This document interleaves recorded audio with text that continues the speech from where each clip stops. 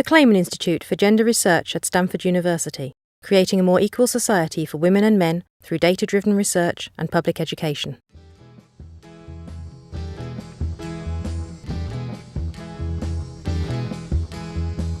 When I first came to Stanford in 1972, it was a big deal.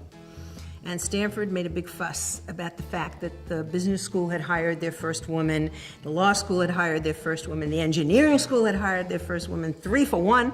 And so very shortly thereafter, I was visited by these 3 students. And they thought we should start a Center for Research on Women, and I should start it. If I tell you that many of the male faculty eyed us with suspicion, that probably won't come as a surprise. A professor from the history department took my hand and said, "You're doing a great job, Marilyn. You're not letting the lesbies take over." And I thought about that statement for so long. What I wished I had said was, yeah, and if I do an even better job, nobody will ever be able to say something like that again. Each of the directors that came in brought her field and her knowledge to bear.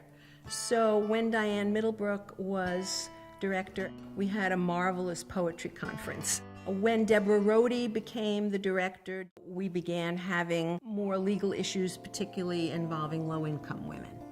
Representing a deep... Then Londa came. Londa asked a question that I think was just not on the table in the 1970s.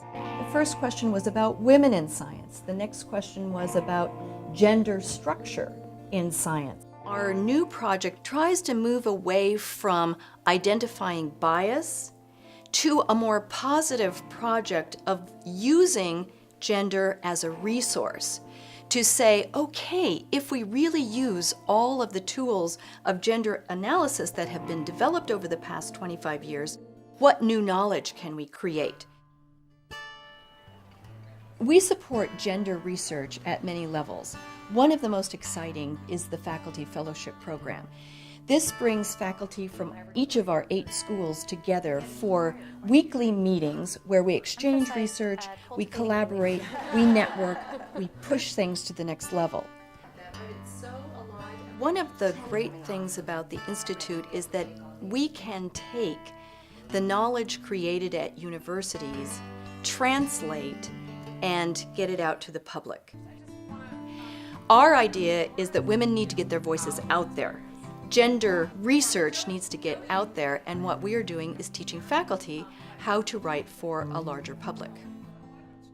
Currently, men write significantly more op-ed pieces than women do, which means that women are not having the opportunity to really participate in important public debates. The program itself, I think, has been very effective, and the evidence of that is the number of op-ed pieces that have actually appeared as published documents.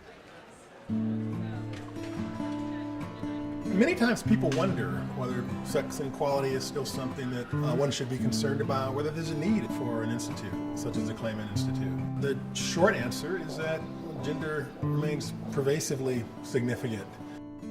You might call it a glass ceiling, you might call it a gender hierarchy, you might call it simply unequal outcomes. But to imagine that gender simply doesn't matter seems to really blind oneself to the reality.